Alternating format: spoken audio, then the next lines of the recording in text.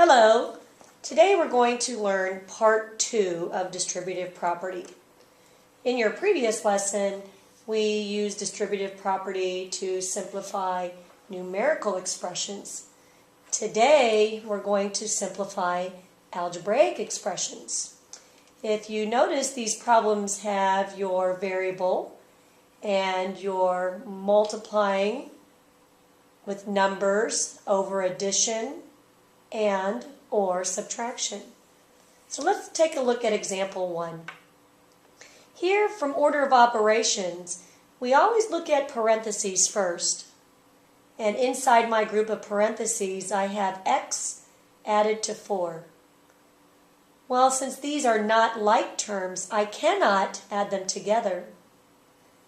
But if you notice, there's parentheses around them with the 3 multiplied in front. This is going to be called distributive property with variables. I'm going to multiply the 3 over the x, which is 3 times x, plus I'm going to multiply the 3 over the 4. So the x and the 4 were separated using addition. So I have 3 distributed over the x using multiplication, plus the 3 distributed over to the 4 using multiplication.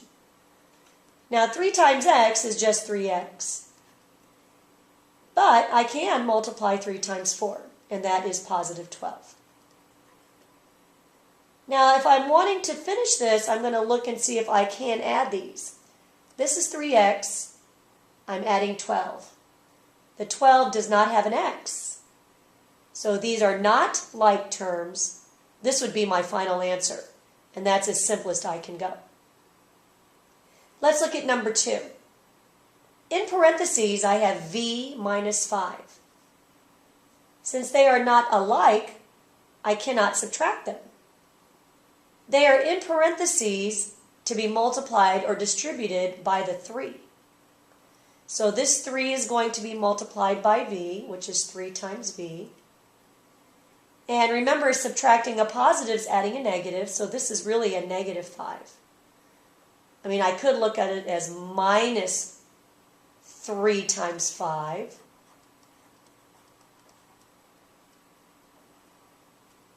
And I would get 3 times v minus 3 times 5, which is 15. Now, since this does not have a v, I cannot subtract these from each other. This is as simplest as I can go. So here I have 3 times v, and I could also look at this as 3 times negative 5. 3 times negative 5 is negative 15. Some people might write this as 3 times v and 3 times negative 5, which is 3 times v plus negative 15. But if I have parentheses in my expression, I'm still not in the simplest form. So I have to look at here, I've got this plus and this negative together. And this adding a negative really is from subtracting a positive. So the simplest form that I have for this expression, this algebraic expression, would be 3v minus 15. I know that can be a little confusing, but let's do a couple more and see how we do. Let's look at example 3. In parentheses, I cannot add 7 plus a. But I can multiply them by this negative 2. Negative 2 is distributed times 7 plus negative 2 times a. So I'm going to put this negative 2 in parentheses and timesing the a. So if I evaluate this, negative 2 times 7 is negative 14, plus negative 2 times a is negative 2a. Okay, now look again. If I have any kind of parentheses left, my expression is not in its simplest form. So I have this plus negative. Well, this plus negative simplifies into subtracting a positive. So negative 14 minus 2a. Subtracting a positive came from adding a negative and vice versa. So this is my final answer right here. Okay, example 4. In the parentheses, 12 is added to x. They are not alike. I cannot combine them.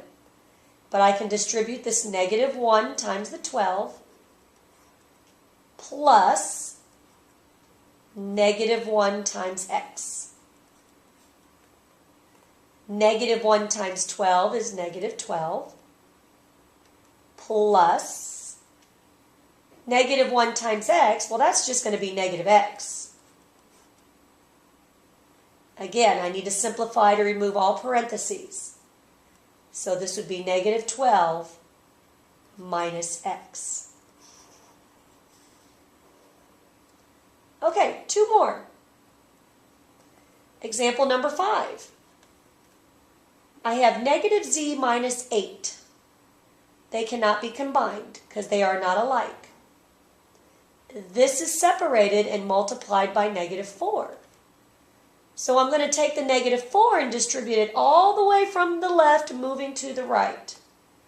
So this is negative 4 times negative z. Here's a minus. Negative 4 times 8.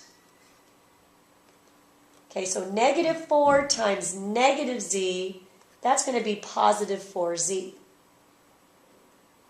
Minus, what's negative 4 times 8? That's correct. It's negative 32. So I'm going to put this in parentheses. Again, I have to remove all parentheses to be simplified. Subtracting a negative is adding a positive 32. And this is my final answer.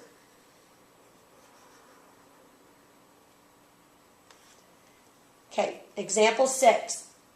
11 minus y are not alike, so I cannot combine them. This quantity is being multiplied by negative 6. So I'm going to multiply negative 6 all the way over from moving left to right.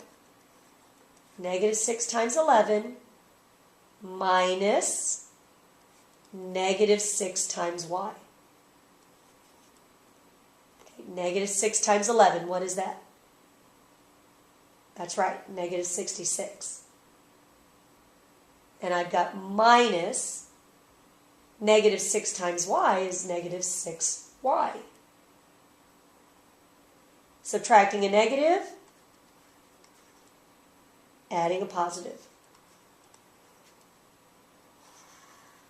Okay, now we have these 6 problems down here at the bottom that I would like for you to try. Be careful and watch your negatives. Sometimes that'll trip you up a little bit. When you are finished, please have your answers checked with the teacher. And as always, if you have any questions, make sure you ask.